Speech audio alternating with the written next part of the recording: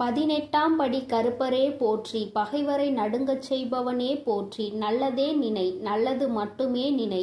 கருப்பசாமி பிள்ளைகளுக்கு இந்த அப்பனின் அன்பும் பாதுகாப்பும் என்றுமே 100% முழுமையாக இருக்கும். உனக்கு கை காட்டி விட்டால் நீ தப்பித்துக் கொள்வாய் அல்லவா? அவர்களிடம் இருந்து உன்னை காப்பாற்ற வேண்டும் என்றுதான் உன் தாய் இப்பொழுது ஓடி வந்திருக்கிறேன். என் குழந்தைக்கு கஷ்டங்களை ஏற்படுத்துகிற அவர்கள் யாராக இருந்தாலும் அதை உன் அம்மா நான் முன்கூட்டியே தெரிந்து கொள்வேன். அதை தடுப்பதற்காக முயற்சிகளை செய்தாலும் சில சமயங்களில் சில பிரச்சனைகள் உன்னை சந்தித்துதானே ஆக வேண்டி இருக்கும். அதனால் இந்த பிரச்சனை ஒன்று உன்னை நோக்கி வந்து கொண்டிருக்கிறது என்பதை உனக்கு உணர்த்துவதற்காக வந்தேன். என் தங்கமே, கணவனை இழந்த ஒரு பெண் அவள். உன் குடும்பத்தில் இல்லை, சற்று தொலைவில் தான் இருக்கிறாள். ஆனால் எப்பொழுதுமே அவள் கண்ணில் நீ பட்டு கொண்டிருக்கிறாய். நீ எங்கே சென்றாலும் அவளை தாண்டிதான் செல்ல வேண்டியதாக இருக்கிறது. அவளின் பார்வைகள் உனக்கே சில சமயங்களில் வித்தியாசமாக தோன்ற. நம்மை ஏன் இவள் இப்படி பார்க்கிறாள் என்று நீ எத்தனையோ முறை நினைத்திருக்கிறாய். ஆனால் நீ பேச்சு கொடுத்தால் உன்னிடம் தங்கமாக பேசுவாள். பேசுகின்ற வார்த்தைகளில் நாம் மயங்கி விடலாம். அந்த அளவிற்கு அவள் பேச்சில் இனிமை இருக்கும். ஆனால் அவளுடைய மனதில் சுத்தம் கிடையாது என்பதை நீ உணர்ந்து கொள்ளக்கூடிய காலம்தான் இப்பொழுது உனக்கு வந்திருக்கிறது. மனதில் எந்த எண்ணங்களும் நல்ல எண்ணங்கள் கிடையாது. உன்னிடம் இருந்து கேட்டு தெரிந்து கொள்கின்ற ஒவ்வொரு விஷயங்களும் நீ நன்றாக இருக்க வேண்டும் என்று நினைப்பதற்காக அல்ல. நீ எல்லாம் வாழ்க்கையில் எங்கே உருப்பட போகிறாய் என்று அவள் மனதிற்குள் நினைத்து சிரித்து கொண்டிருக்கிறாள். என் தங்கமே, இது போன்றவர்களிடம் எப்பொழுதுமே சற்று கவனமாக இரு. நீ சொல்கின்ற சில ரகசியங்களை எல்லாம் உன்னிடம் இருந்து தெரிந்து கொண்டு உன் வாழ்க்கையில் மிக பெரிய பிரச்சனைகளை ஏற்படுத்தி விடலாம் என்று அவள் நினைத்து கொண்டிருக்கிறாள். என் தங்கமே, அவளுக்கு வேறு வேலை இல்லாமல் உன்னையே சுற்றி சுற்றி வந்து கொண்டிருக்கிறாள். உன்னை பற்றிய ரகசியங்களை தெரிந்து கொண்டு மற்றவர்களிடம் சொல்லி சிரித்து கொண்டிருக்கிறாள். நீ இப்பொழுது என்ன நிலையில் இருக்கிறாய் என்பதை உன்னை விட அவளுக்கு தான் தெரிந்து கொள்வதில் மிகுந்த ஆர்வமாக இருக்கிறது. நீ என்ன செய்கிறாய், எப்போது செய்கிறாய் என்று உன்னையே சுற்றி சுற்றி நோட்டமிட்டு கொண்டிருக்கிறாள். என் குழந்தையே, இது போன்றவர்களிடம் எப்பொழுதுமே கவனமாக இருக்க வேண்டியது மிகவும் அவசியமான விஷயம் அல்லவா? என் குழந்தையே, நிச்சயமாக நான் சொல்வதை நீ உணர்ந்திருப்பாய். உனக்கே அது தெரிந்திருக்கும். இனிமேல் ஒருபோதும் அவளிடம் நாம் பேசக்கூடாது, ஒதுங்கி இருக்க வேண்டும் என்று நீ நினைத்திருப்பாய். என் தங்கமே, எதிரியை கூட ஏதாவது ஒரு சமயத்தில் மன்னித்து விடலாம். ஆனால் துரோகியை ஒருபோதும் மன்னிக்க முடியாது. நம்மிடம் நன்றாக பழகிவிட்டு எல்லா விஷயங்களையும் கேட்டு தெரிந்து விட்டு அதன் பின்னால் உன் முதுகில் குத்த தயாராக இருந்து கொண்டிருப்பவர்கள். அதனால் துரோகிகளிடம் இருந்து மட்டும் எப்பொழுதுமே நீ ஒதுங்கி இருக்க வேண்டும். என் பிள்ளையே, நிச்சயமாக உனக்கு நல்ல வாழ்க்கை அமைய இருக்கின்ற நேரத்தில் அதில் தேவையில்லாத பிரச்சனைகளை ஏற்படுத்துவதற்காக அவள் தயாராகி கொண்டு இருக்கிறாள். என் தங்கமே, நீ இப்பொழுதே அவளிடம் பேச்சு கொடுப்பதை நிறுத்திவிடு. உன்னை பற்றி மற்றவர்களிடம் தேவையில்லாததை எல்லாம் பேசிக் கொண்டிருக்கிறாள்.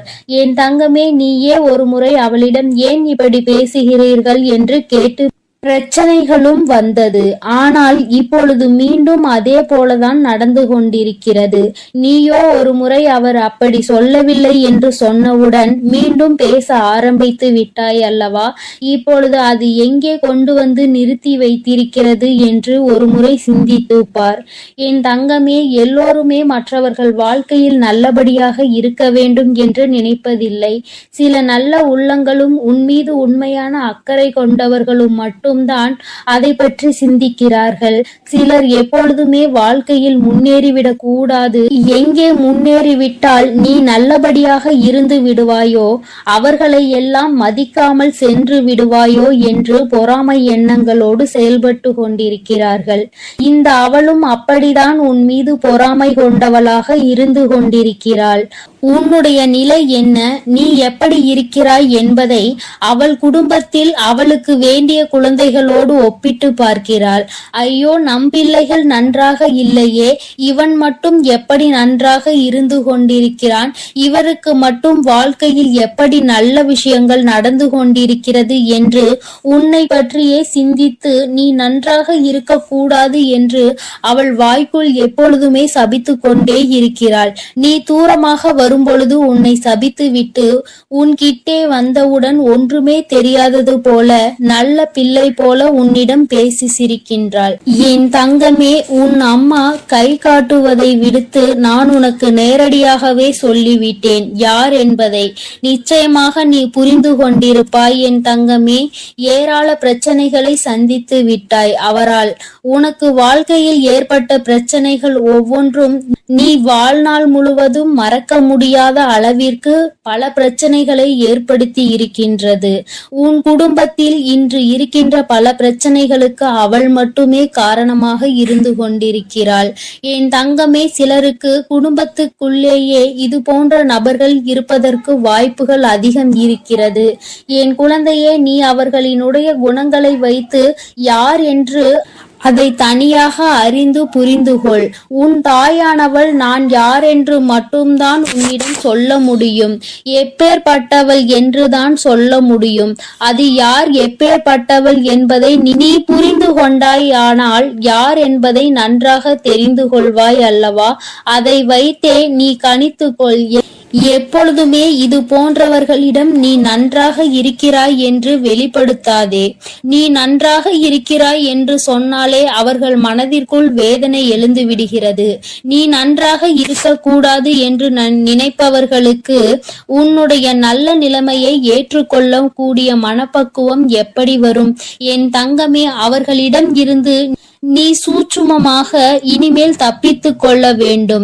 எந்த ஒரு சூழ்நிலையிலும் அவர்களிடம் மாட்டிக்கொள்ளாதே. உன் வாழ்க்கையை கெடுப்பதற்காக சில வேலைகளை செய்ய தொடங்கிவிட்டார்கள். என் குழந்தையே, அவர்கள் எப்படிப்பட்டவர்கள் என்பதை பற்றி உன்னை சார்ந்தவர்களிடம் எல்லாம் நன்றாக புரிய வைத்து எல்லாவற்றையும் தெளிவுபடுத்திவிடு. ஏனென்றால் எப்பொழுது வேண்டுமானாலும் உன் இல்லத்தில் பூகம்பம் வெடிக்க தயாராக இருக்கிறது.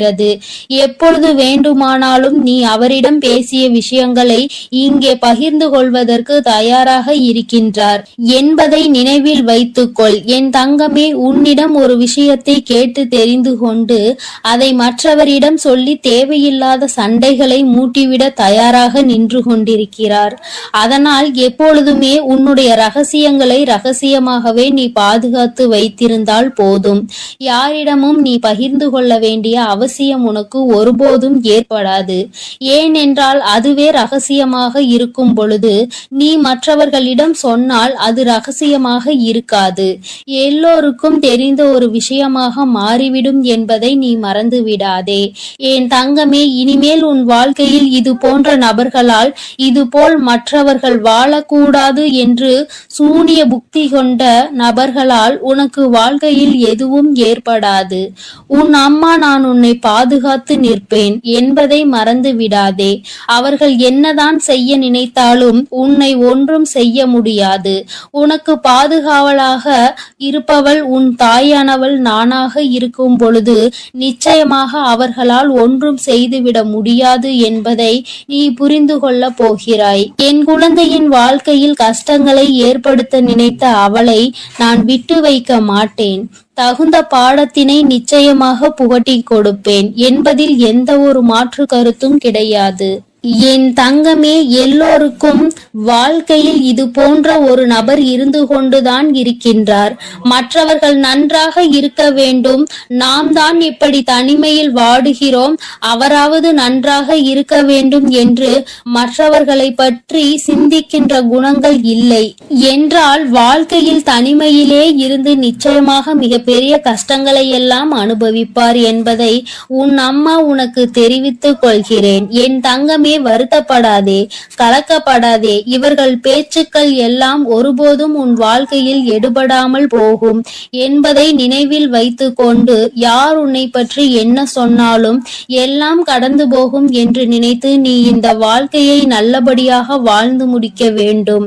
இவள் முன்னிலையில் நல்லபடியாக வாழ்ந்து காட்ட வேண்டும் என்ற நினைப்பு உனக்குள் இருக்கும் பொழுது, நீ அவள் முன்னால் உன் செயலில் காட்டும் பொழுது வாயடைத்து போய்விடுவார்கள் என்பதை நீ நினைவில் வைத்து கொண்டு தெளிவாக நடைபோடு.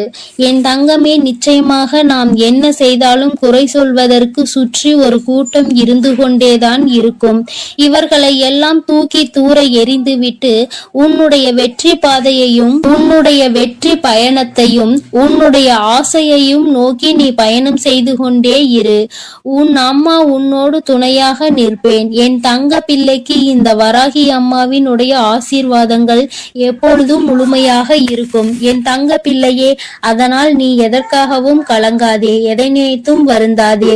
நீ எப்பொழுதும் நல்ல எண்ணங்களோடு இரு. வேண்டாம். அம்மா எனக்கு பதிலாக உனக்கு காவலாக இன்னொருவரை நிறுத்திவிட்டு தான் செல்கிறேன். அவர் யார் என்றும் அவர் உனக்கு எப்பேற்பட்ட உதவிகளை செய்ய போகிறார் என்றும் உன் வராகி அம்மா நான் எங்கே செல்ல போகிறேன் என்பதையும் உனக்கு நான் இப்பொழுது தெளிவாக சொல்லிவிடுகிறேன். என் தங்கமே, உன்னுடைய வாழ்க்கையில் இருக்கின்ற பல பிரச்சனைகளுக்கு காரணமாக இருக்கக்கூடிய உன்னுடைய துரோகியை பழிவாங்க செல்கிறேன்.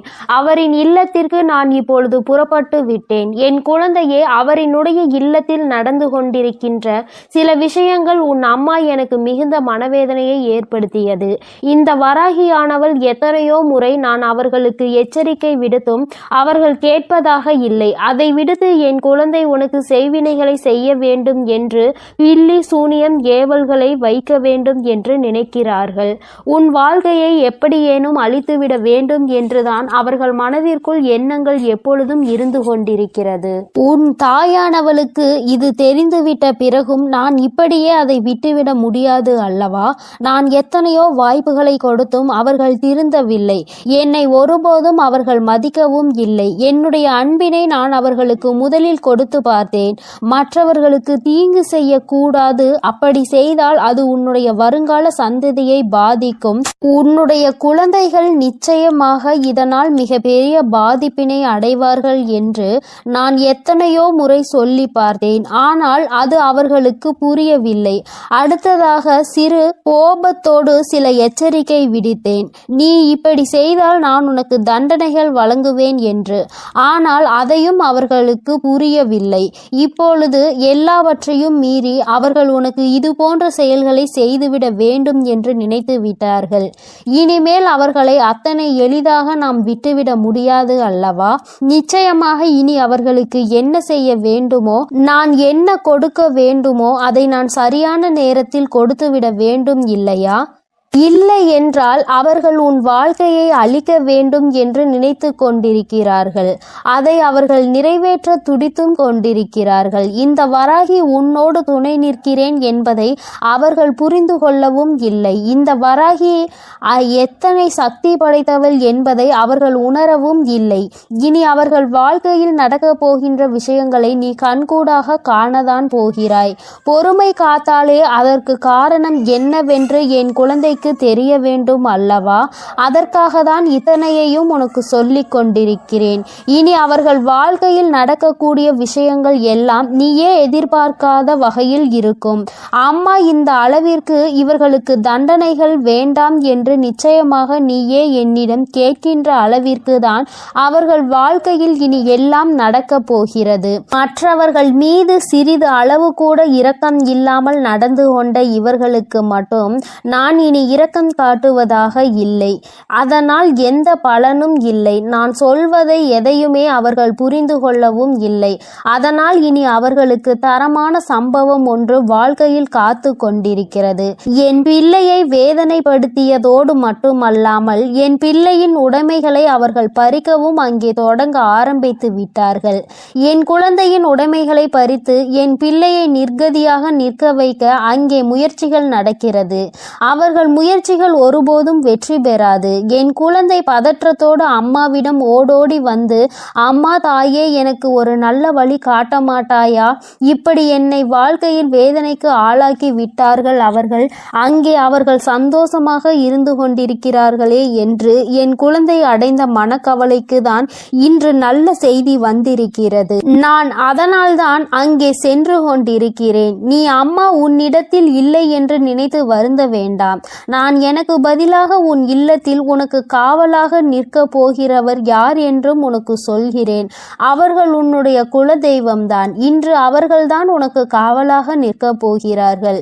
என்றுமே உன்னுடைய வீட்டின் நிலைவாசலில் அவர்கள் உனக்கு காவலாக தான் இருந்து கொண்டிருக்கிறார்கள். இருந்தாலும் உன்னுடைய இஷ்ட தெய்வமான இந்த வராகியும் அங்கேயேதான் நின்று கொண்டிருப்பேன். இன்று அவர்களுக்கு உன் மீது அதிக கவனத்தை நான் கொடுத்திருக்கிறேன். நான் இங்கு இருக்க மாட்டேன். நீங்கள் உங்கள் பிள்ளையை பார்த்து கொள்ளுங்கள். நான் என் பிள்ளைக்கு தேவையான சில விஷயங்களை செய்து கொடுக்க இங்கிருந்து புறப்படுகிறேன். என் பிள்ளைகள் வாழ்க்கையில் நல்லது நடக்க வேண்டும் என்றால் நான் இங்கிருந்து இன்று சென்றுதான் ஆக வேண்டும். அவர்கள் வாழ்க்கையில் நல்ல வழியை நான் காட்ட வேண்டும். இல்லை என்றால் என் குழந்தைகள் மேலும் மேலும் வாழ்க்கையில் கஷ்டத்தை அனுபவிப்பார்கள். அதை செய்வதற்கு அந்த துரோகிகள் தயங்காமல் நின்று கொண்டிருக்கிறார்கள் என்று அவர்களிடம் சொல்லிவிட்டு நான் அங்கிருந்து புறப்பட்டு விட்டேன். என் தங்கமே, நிச்சயமாக இன்று இரவுக்குள் உன் வாழ்க்கையில் நல்ல மாற்றங்கள், நல்ல தொடக்கங்கள் ஏற்படும். இந்த வராகியின் துணை கொண்டு என் பிள்ளை உன்னுடைய துரோகியை நீ நிச்சயமாக வீழ்த்துவாய். அவர்களுக்கு பயப்பட வேண்டிய அவசியம் எதுவும் உனக்கு இல்லை. ஏனென்றால் அவர்கள் பக்கம் நியாயம் எதுவும் இல்லை. உன் பக்கத்தில் இருக்கின்ற நியாயத்தை அவர்கள் பறிக்க நினைக்கிறார்கள். உன்னிடத்தில் இருக்கின்ற எல்லாவற்றையும் பறித்துவிட்டால் அவர்கள் சந்தோஷமாக இருக்கலாம் என்று நினைக்கிறார்கள். என் தங்கமே, இனிமேல் அவர்களின் எண்ணங்கள் எதுவும் ஈடேறாது. இந்த வராகி உன் வாழ்க்கையில் இருக்கும் வரை இவை எதுவும் உன் வாழ்க்கையில் நடக்காது. இனி இந்த தாயானவளை நம்பிக்கையோடு நீ என்றுமே கைதொழுந்தால் போதும்.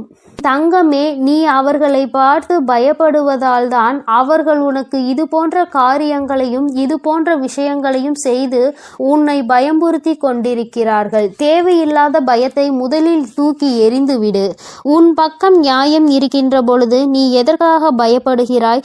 நேர்மையான வழியில் நீ நிச்சயமாக அதனை மீட்டெடுக்க போகிறாய். அதற்கு உன் அம்மா நான் உனக்கு துணையாக நிற்க போகிறேன்.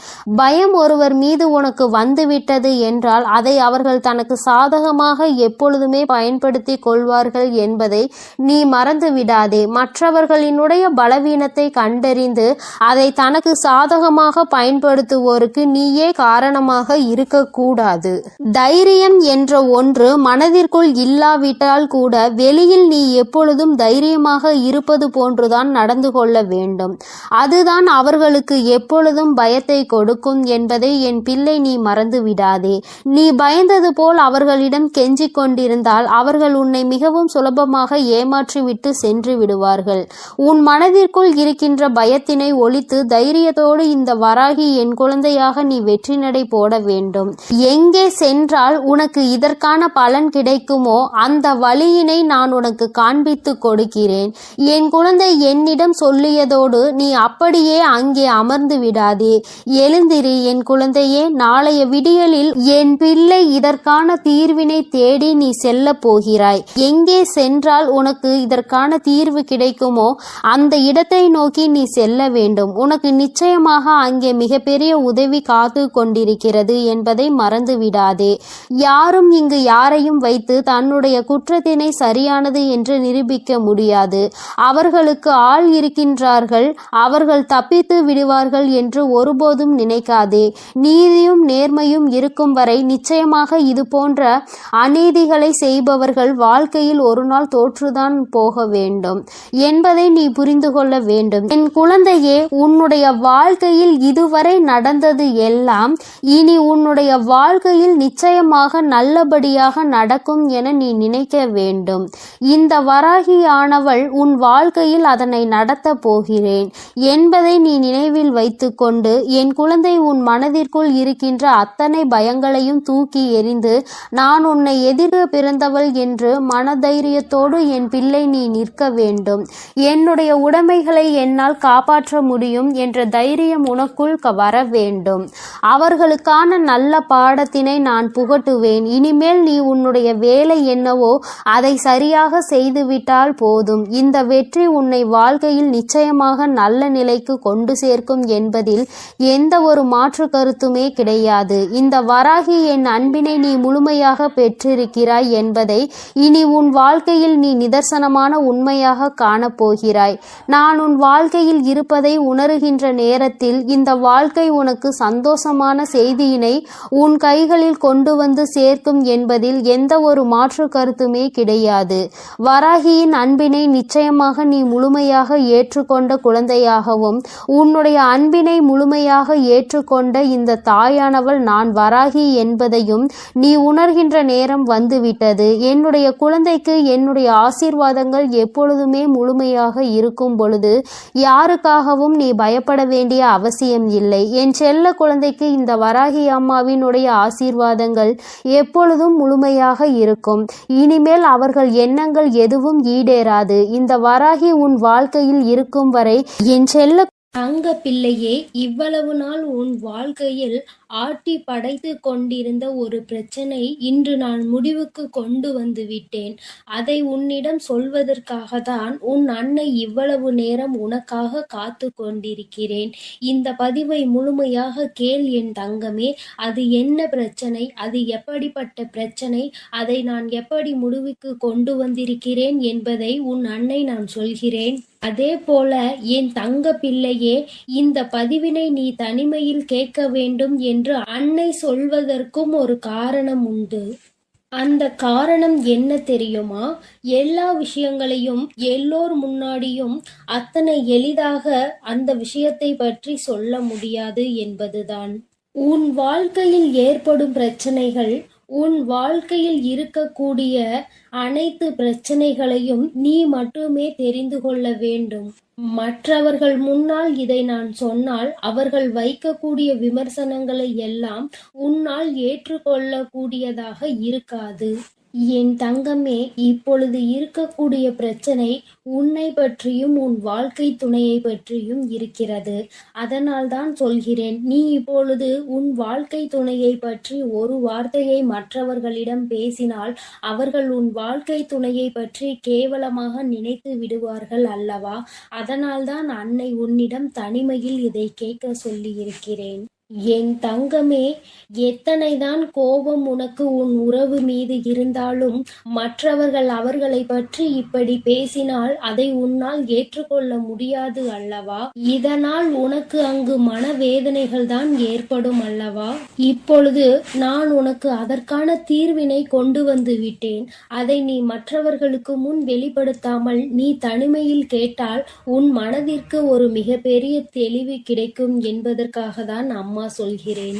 என் தங்க பிள்ளையே, இந்த பிரச்சனை எப்பொழுது முடிவுக்கு வரும், இந்த பிரச்சனையில் இருந்து நான் எப்பொழுது தெளிவை பெறுவேன் என்று என் பிள்ளை நீ அழுது புலம்பியது ஏராளம் அல்லவா?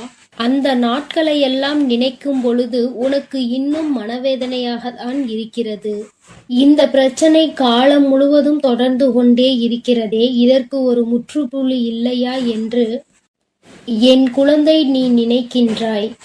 என் தங்கமே, பொதுவாகவே வாழ்க்கை துணை என்பது தான் பேச வேண்டிய இடத்தில் பேசாமல் நின்று கொண்டிருப்பதனால் அந்த அவமானத்தை தடுக்க நீ அந்த இடத்தில் பேச வேண்டிய நிலை ஏற்பட்டு விடுகிறது. நீ பேசுவதனால் அங்கே எல்லோரும் உன்னை கெட்டவர்களாக பார்க்கின்றார்கள். என் தங்கமே, இது உன் வாழ்க்கையில் நிதர்சனமாகவே நடந்து கொண்டிருக்கிறது. இதனால் உன் வாழ்க்கையில் ஏற்படும் சம்பவங்கள் எல்லாம் உனக்கு எதிராக செயல்படுகிறது. இதையெல்லாம் உன் வாழ்க்கை துணை புரிந்து கொள்ள வேண்டும்.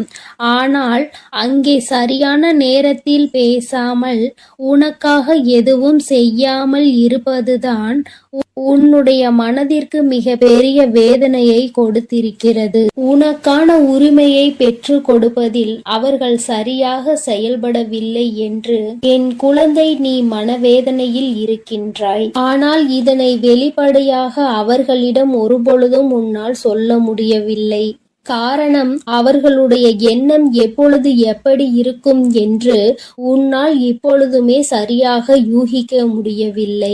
ஏனென்றால் நேரத்திற்கு தகுந்தாற் போல அவர்களது மனமும் எண்ணமும் மாறிக்கொண்டே இருக்கிறது. இந்த நொடி நான் சொல்வது அவர்களுக்கு சரியென்று தோன்றினால் சிறிது நேரத்திலே நான் சொல்வது தவறு என்று சொல்கிறார்கள். இது போன்றுதான் வாழ்க்கையில் எல்லா விஷயங்களும் நடந்து கொண்டிருக்கிறது என்று என் குழந்தை நீ வேதனைப்படுகின்றாய். என் தங்கமே, உன் வாழ்க்கையில் உனக்கென்று இருக்கின்ற உரிமைகளை நிச்சயமாக மீட்டெடுக்கத்தானே வேண்டும். இதையெல்லாம் யாருக்காகவும் எப்பொழுதும் நீ விட்டு கொடுக்கவே கூடாது. என் தங்க பிள்ளையே, இந்த செயல்கள் எல்லாம் இவ்வளவு நாள் உன் வாழ்க்கையில் எத்தனை வேதனைகளை கொடுத்திருக்கிறது என்பது உன் அன்னைக்கு தெரியும். பொதுவாக வாழ்க்கை துணை பற்றிய விஷயத்தில் நீ எத்தனை வேதனை அடைகிறாய் என்பது எனக்கு நன்கு தெரியும். என் தங்கமே, வாழ்க்கை துணை என்றால் அவர்களிடம் நம்பிக்கை அதிகமாக இருக்க வேண்டும். எத்தனைதான் நம்பிக்கை வைத்து பழகினாலும் சில நேரங்களில் அவருடைய செயல்கள் நம்பிக்கை இல்லாத வண்ணத்தை ஏற்படுத்தி விடுகிறது. என்னால் அதனை ஏற்றுக்கொள்ளவோ அதனை தாங்கிக் கொள்ளவோ முடியாமல் தான் நான் திணறிக் கொண்டிருக்கிறேன்.